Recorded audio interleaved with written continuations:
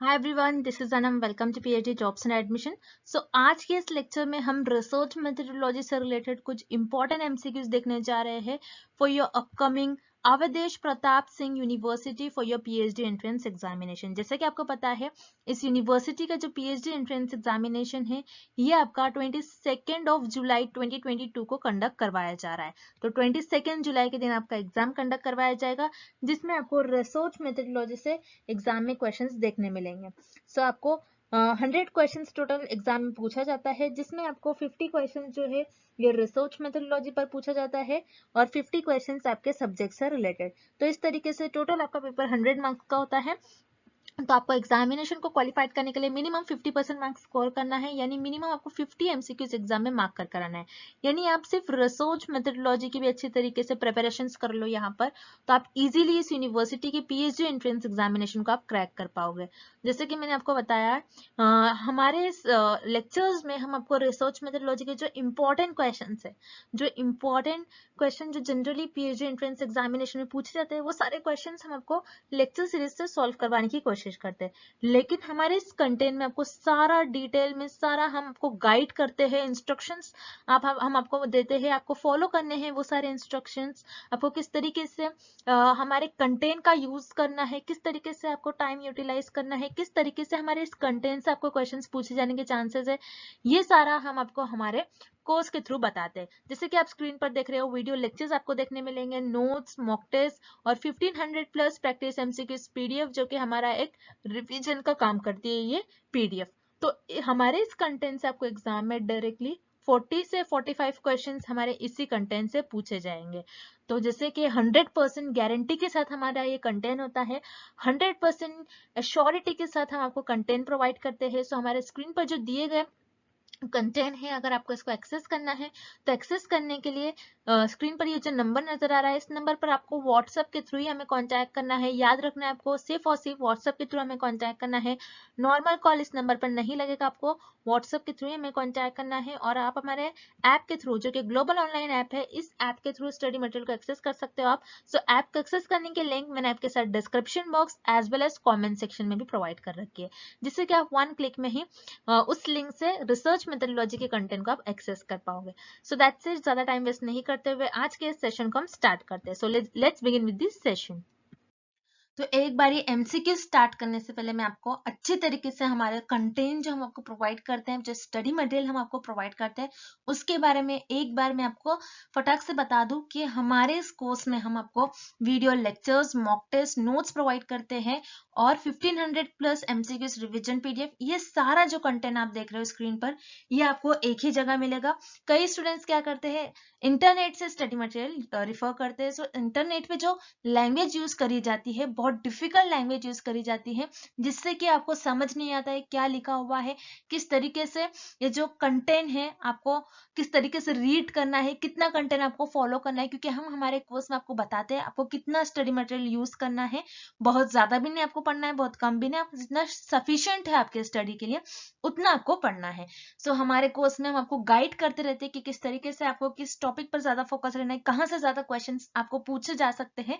ये सारी चीजें हमारे कोर्स में हम आपको बताते हैं।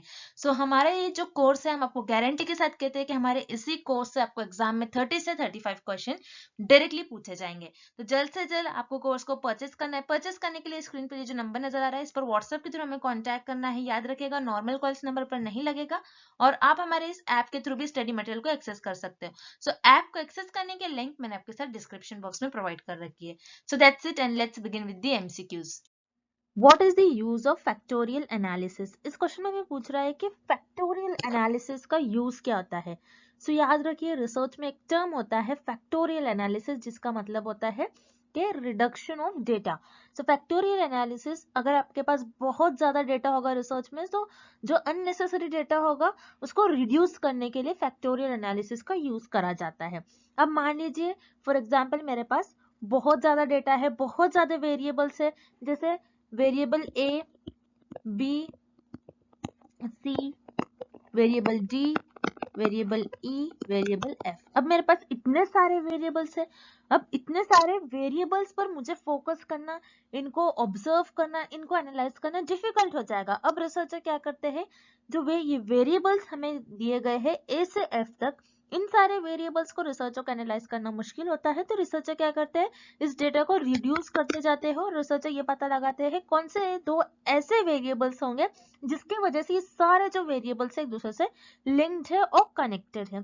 सो जैसे मैं यहाँ पर देखूंगी कि यहाँ पर जो वेरिएबल बी है और वेरिएबल डी है, ये दोनों एक ऐसे वेरिएबल्स है जिसकी वजह से ये सारे वेरिएबल्स एक दूसरे से लिंक्ड है, सारे वेरिएबल्स एक दूसरे से कनेक्ट है।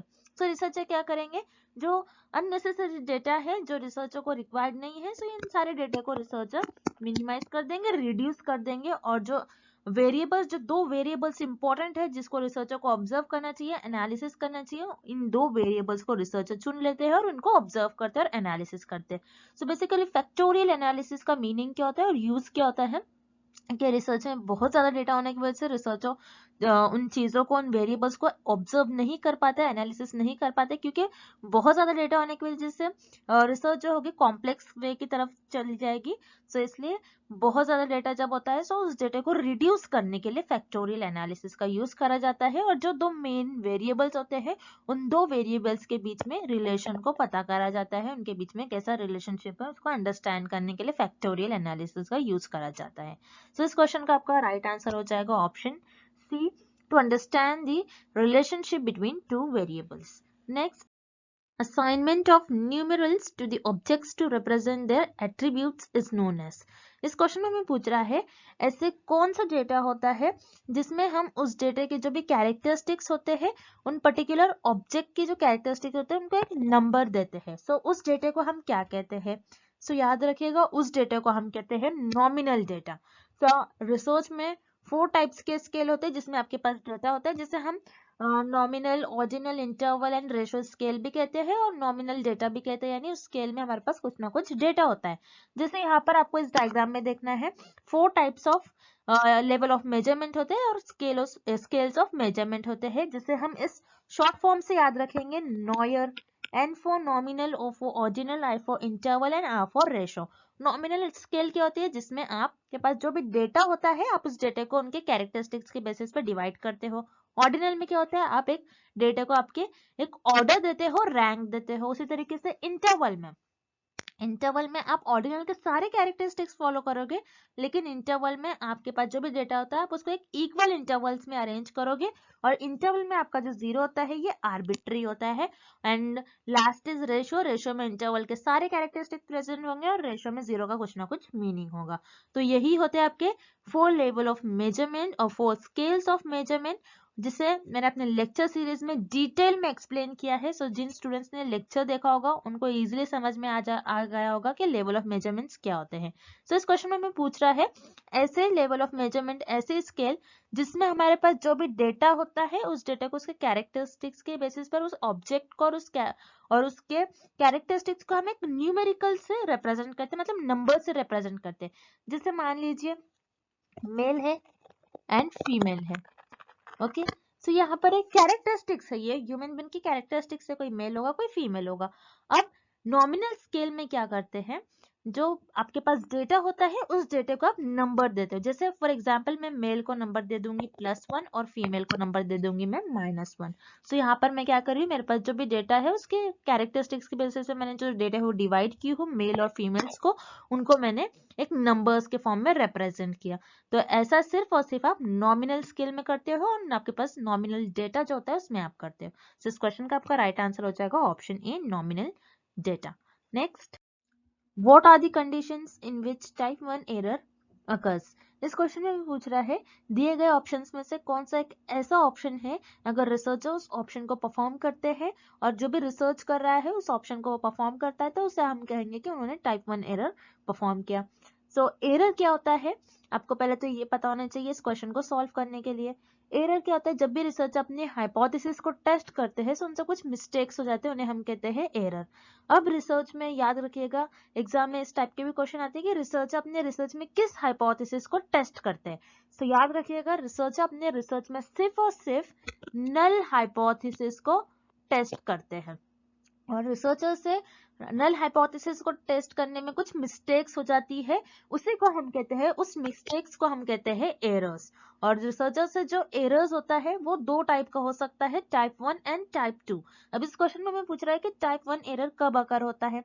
तो इसके लिए आपको ये टेबल याद रखना है, बहुत इंपॉर्टेंट है। इसके पहले भी मैंने कई लेक्चर्स में ये टेबल आपको बताया है, और इस टेबल के बेसिस पर मैंने नोट्स में इस टेबल को बहुत अच्छे से एक्सप्लेन करा है। अगर आप एक बारी नोट्स पढ़ लेते हो तो मैं अपने बैच के स्टूडेंट्स को कहूंगी कि एक बारी आप नोट्स रीड कर लीजिएगा, तो ये आपको जो टाइप 1 एरर टॉपिक है एंड टाइप 2 एरर, ये एकदम आपको क्लियर हो जाएगा। जैसे कि आप टेबल में देख रहे हो, आप हमेशा, और रिसर्चर जो भी रिसर्च करे हमेशा नल हाइपोथेसिस को टेस्ट करते हैं। अगर नल हाइपोथेसिस ट्रू है और फिर भी रिसर्चर उसको रिजेक्ट कर देते हैं, तो उस केस में आपका होगा कि रिसर्चर ने टाइप 1 एरर परफॉर्म किया। और टाइप 1 एरर को अल्फा एरर भी कहते हैं, अल्फा से डिनोट किया जाता है। उसी तरीके से टाइप 2 एरर क्या होता है, टाइप 2 एरर इस केस में होगा अगर आपकी जो नल हाइपोथेसिस है वो फॉल्स है, फॉल्स होने के बावजूद आप उसको एक्सेप्ट कर ले रहे हो। अगर नल हाइपोथेसिस फॉल्स है, आपने इसको एक्सेप्ट कर लिया, तो यहाँ पर आपने टाइप 2 एरर परफॉर्म किया।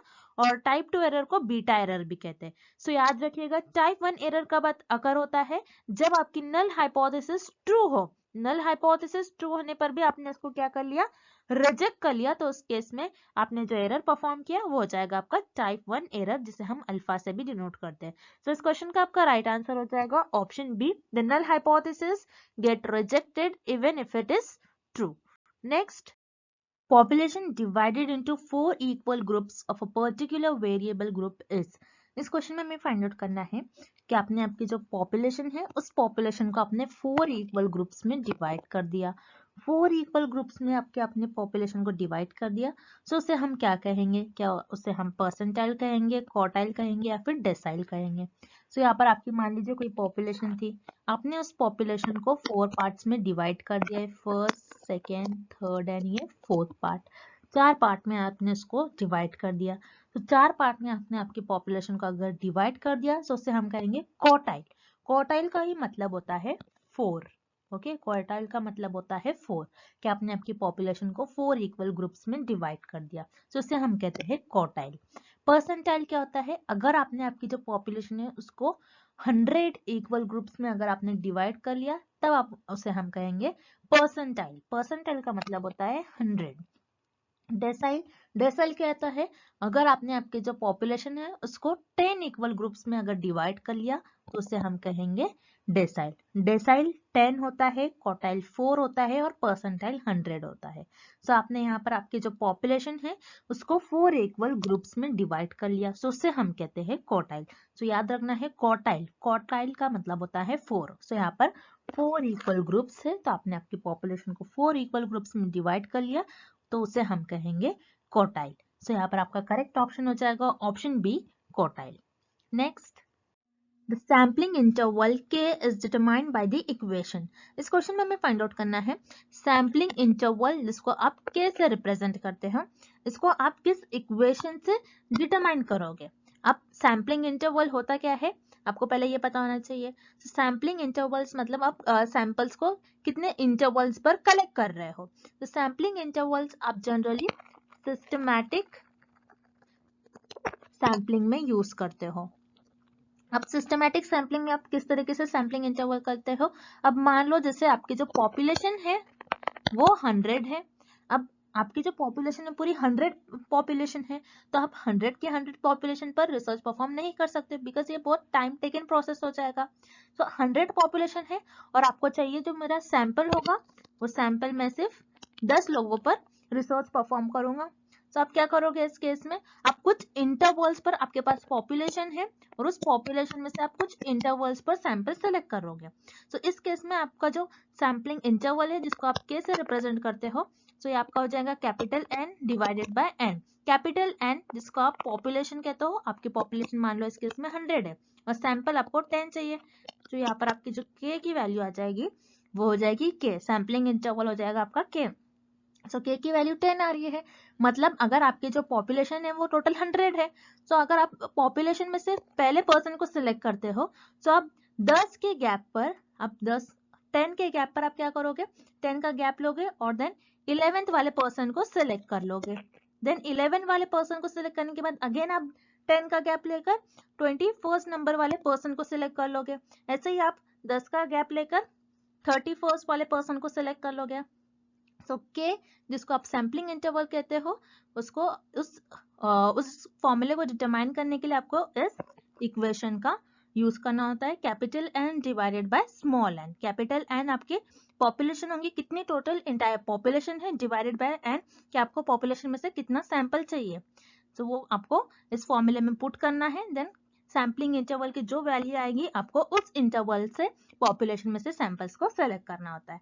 सो यहाँ पर सैम्पलिंग इंटरवल को डिटरमाइन करने के लिए आपको इस इक्वेशन का यूज करना है, k is equal to capital N divided by small n। तो यहाँ पर आपका ऑप्शन डी करेक्ट हो जाएगा। Next, dash is a preferred sampling method for the population with finite size. इस क्वेश्चन में हमें फाइंड आउट करना है कि ऐसी कौन सी सैम्पलिंग मेथड है जिसमें आप आपकी जो पॉपुलेशन में से जिन जिन मेंबर्स को सिलेक्ट करने वाले आपका जो सैंपल है उसे कुछ ना कुछ फाइनाइट साइज है, मतलब कुछ साइज डिसाइड कर लेते हो कि इतने मेंबर्स में सिलेक्ट कर लूंगी, इतने मेंबर्स को मैं सिलेक्ट कर लूंगा। सो वो कौन सी सैम्पलिंग मेथड है हमें वो फाइंड आउट करना है। सो वन बाय वन हम ऑप्शन देखते हैं। Option A, area sampling. Area sampling क्या होता है, किसी भी एरिया का, ये ज्योग्राफिकल रिसर्च में ज्यादातर यूज करा जाता है एरिया सैम्पलिंग। किसी भी एरिया के कौन कौन से एरिया पर आप स्टडी करने वाले हो। तो यहाँ पर एरिया से रिलेटेड हमें कुछ गिवन नहीं है, हमें पॉपुलेशन से रिलेटेड है, पॉपुलेशन में से जो मेंबर्स आप सिलेक्ट करने वाले हो। तो यहाँ पर आपका ऑप्शन है इनकरेक्ट हो जाएगा। Then option B, cluster sampling. Cluster sampling क्या होता है, जब आपकी जो पॉपुलेशन है बहुत लार्ज अमाउंट में पॉपुलेशन है तो उस पॉपुलेशन को आप होमोजेनियस ग्रुप्स में डिवाइड कर लेते हो और उसी ग्रुप्स को, पूरा ग्रुप को, एक ग्रुप को लेकर आप उस पर रिसर्च करते हो। तो यहाँ पर ग्रुप के बारे में भी हमें नहीं बोला गया है, तो यहाँ पर आपका ऑप्शन बी भी इनकरेक्ट है।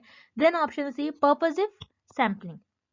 पर्पसिव सैम्पलिंग क्या होता है, ये जिसमें आप आपके पर्पस, आपके जजमेंट, आपकी कन्वीनियंस की बेसिस पर से पॉपुलेशन में से मेंबर्स को सिलेक्ट कर लेते हो। यहाँ पर आप साइज नहीं डिसाइड करते, आपको लगता है कि मुझे इस पर्सन से डेटा मिल सकता है तो मैं इस पर्सन को ले लूंगा, मुझे इस पर्सन से डेटा मिल सकता है तो मैं इस पर्सन को ले लूंगा, मुझे इस पर्सन से डेटा मिल सकता है तो मैं इसको ले लूंगा, इससे नहीं मिल रहा है तो मैं कुछ और पर्सन के पास मूव करूंगा। यहाँ पर आपको डिसाइड नहीं करते हो, तो पर्पसिव सैम्पलिंग भी इस क्वेश्चन का करेक्ट ऑप्शन नहीं होगा। Then option D, systematic sampling.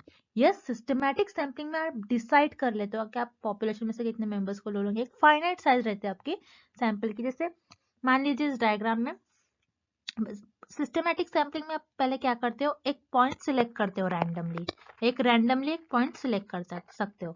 तो मैंने रैंडमली एक पॉइंट सिलेक्ट कर लिया।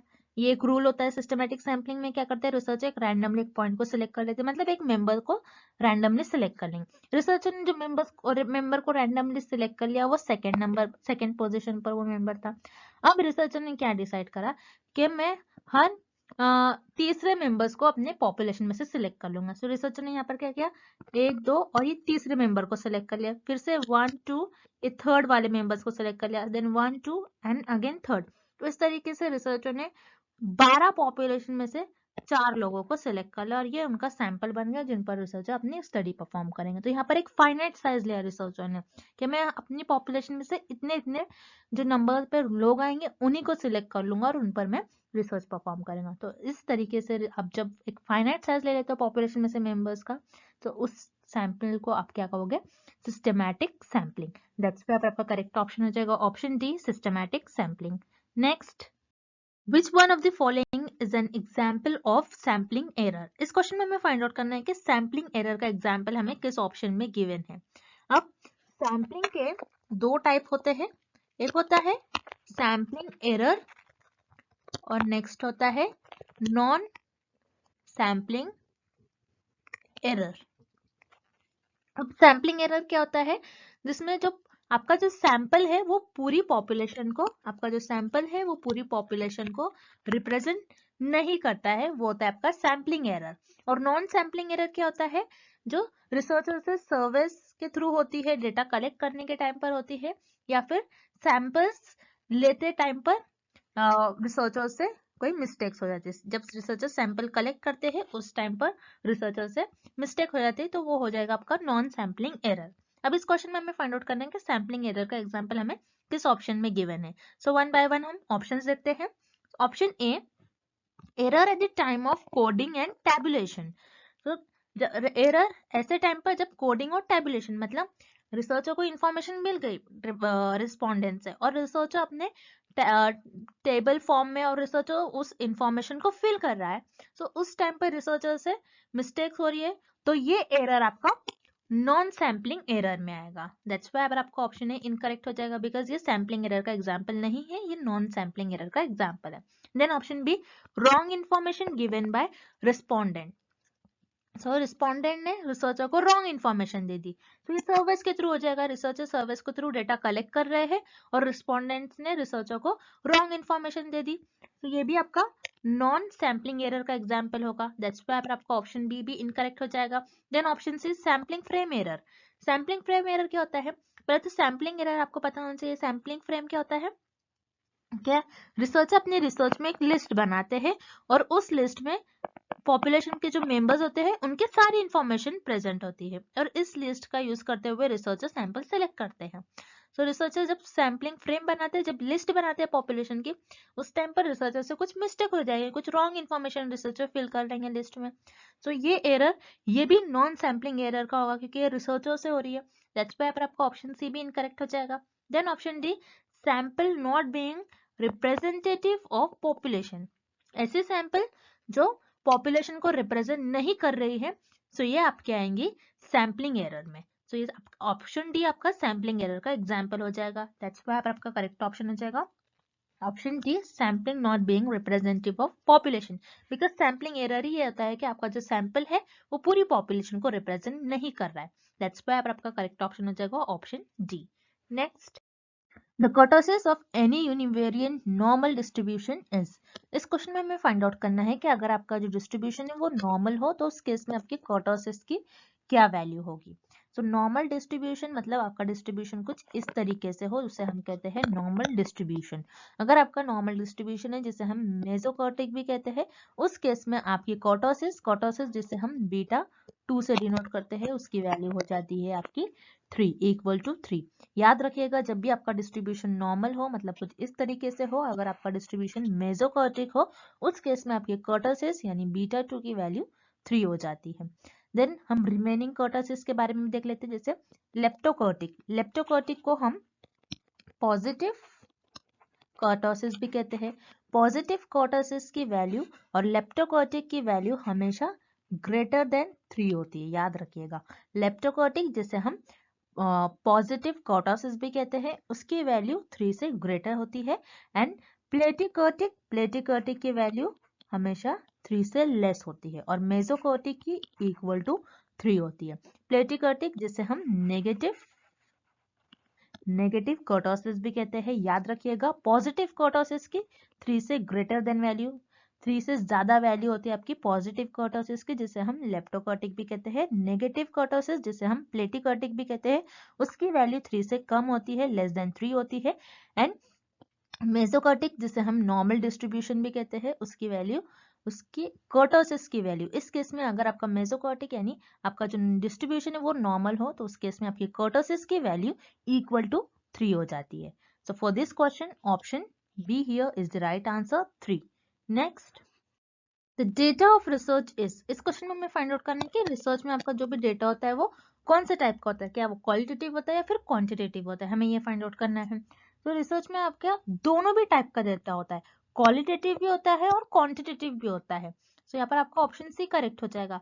तो किस तरीके से आपके रिसर्च में डेटा क्वालिटेटिव एंड क्वांटिटेटिव होता है, जैसे मान लीजिए किसी फिल्म के रिव्यूज पर मुझे डेटा कलेक्ट करना है, उस फिल्म के बारे में मुझे एनालिसिस करना है, वो फिल्म कैसी थी, तो मैं लोगों से रिस्पॉन्स लूंगी। तो मुझे जो रिस्पॉन्स मिलेंगे दोनों भी टाइप के मिलेंगे, क्वालिटेटिव भी मिलेगा मुझे रिस्पॉन्स और क्वांटिटेटिव भी मिलेगा। क्वालिटेटिव किस तरीके से मिलेगा, मैं पूछूंगी कि उनको फिल्म की क्लैरिटी कैसी थी। सो वो यस नो टाइप में नहीं आंसर करेंगे, वो कहेंगे कि वो क्लैरिटी ऐसी थी, क्लैरिटी और अच्छी हो सकती, पिक्सल रेट क्या था, पिक्सल और अच्छा हो सकता था जिसकी वजह से क्लैरिटी और अच्छी हो सकती थी, एक्टर्स की एक्टिंग कैसी है, एक्टर की एक्टिंग कैसी है। सो यहाँ पर आपको जो भी डेटा मिलेगा ये वर्ड्स और टेक्स्ट के फॉर्म में मिलेगा। आपको यस नो टाइप में और आपको टिक मार्क कुछ नहीं करना है, आपको यस वर्ड्स और टेक्स्ट के फॉर्म में आपको जो रिस्पॉन्स मिलता है, डेटा मिलता है, वो वर्ड्स और टेक्स्ट के फॉर्म में मिलता है, इसलिए इस केस में आपको क्वालिटेटिव डेटा मिलेगा। मेरा क्वांटिटेटिव क्या हो सकता है, जैसे कोई फिल्म है उसको रेटिंग करना है आपको, तो आउट ऑफ 5 स्टार्स में से 5 स्टार्स में से आप रेटिंग करते हो, अब कितने स्टार दोगे इस पर्टिकुलर फिल्म को, 4 स्टार 5 स्टार।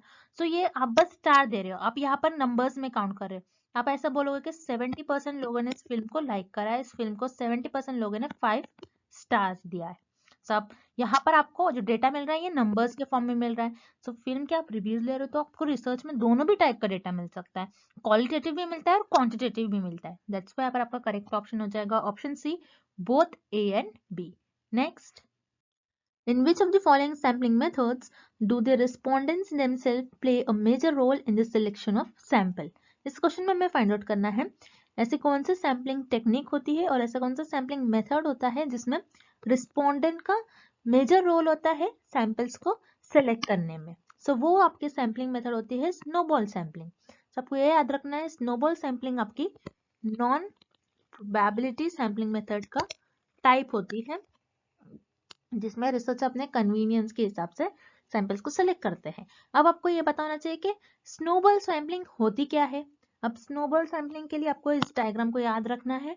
अब मान लीजिए यहाँ पर ये रिसर्चर है, रिसर्चर को ये देखना है कि एक पर्टिकुलर सिटी है उसमें कितनी % वुमेन ड्रिंक करती है, कितनी % वुमेन अल्कोहल लेती है।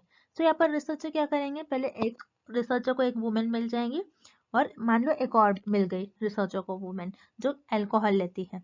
सब क्या करेंगे, रिसर्चर इनको कहेंगे कि तुम जाओ और लोगों को कलेक्ट करके लाओ और वुमेन को कलेक्ट करके लाओ जो अल्कोहल लेती है।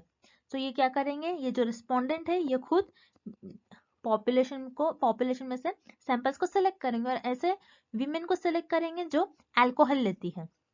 अगेन ये भी जो रिसर्चर का रिस्पोंडेंट है ये भी क्या करेगा, कोई ऐसे लोगों को सिलेक्ट कर लाएगा, ऐसी वीमेन को सिलेक्ट कर लाएगा जो अल्कोहल लेती है। सो स्नोबॉल सैम्पलिंग में क्या होता है, रिस्पोंडेंट ही खुद और सैंपल को सिलेक्ट लेकर आते हैं। सो स्नोबॉल सैम्पलिंग में रिस्पोंडेंट का मेजर रोल होता है, रिस्पोंडेंट मेजर रोल प्ले करते हैं। अब रही बात स्नोबॉल सैम्पलिंग, इसको स्नोबॉल क्यों कहते हैं। तो आपको ये याद रखना है, आपने जब देखा होगा कि अगर कोई हाई पॉइंट से कोई बर्फ है जो हाई पॉइंट से गिर रही है। ओके, सो ये बर्फ का जो राउंड है अगर वो हाई पॉइंट से गिरती है सो ये बड़ा होकर ये और अपने साथ और बर्फ जमा होकर लेकर आता है। सो एक चैन बनाता है और जैसा देख रहे हो ये छोटा बॉल था और ये नीचे आता था एक बड़ा बॉल बन गया। उसी तरीके से स्नोबॉल सैम्पलिंग में एक पर्सन होता है, एक ही पर्सन आता है फिर उसके थ्रू और पर्सन आते हैं, इसलिए इस सैम्पलिंग को कहते हैं स्नोबॉल सैम्पलिंग। सो स्नोबॉल सैम्पलिंग में ज्यादातर रेस्पोंडेंट का मेजर रोल होता है सैंपल्स को सेलेक्ट करने के लिए। दैट्स व्हाई पर आपका ऑप्शन ए करेक्ट हो जाएगा। Then option B, convenience sampling. Convenience sampling भी आपकी नॉन प्रोबेबिलिटी सैम्पलिंग मेथड का टाइप होती है जिसमें रिसर्चर अपने कन्वीनियंस के बेसिस पर, रिसर्चर को लगता है कि मुझे इस पर्सन से सैंपल मिल सकता है तो रिसर्चर उसमें अपनी कन्वीनियंस के बेसिस पर सैंपल्स को सिलेक्ट करते हैं। सो कन्वीनियंस सैम्पलिंग में रिस्पोंडेंट का ज्यादा मेजर रोल नहीं होता है। दैट्स व्हाई पर आपका ऑप्शन बी इनकरेक्ट हो जाएगा। Then option C, cluster sampling. Cluster sampling आपका प्रोबेबिलिटी सैम्पलिंग मेथड का टाइप होता है जिसमें रिसर्चर के पास एक पॉपुलेशन होती है, उस पॉपुलेशन को रिसर्चर ग्रुप्स में कन्वर्ट करते हैं।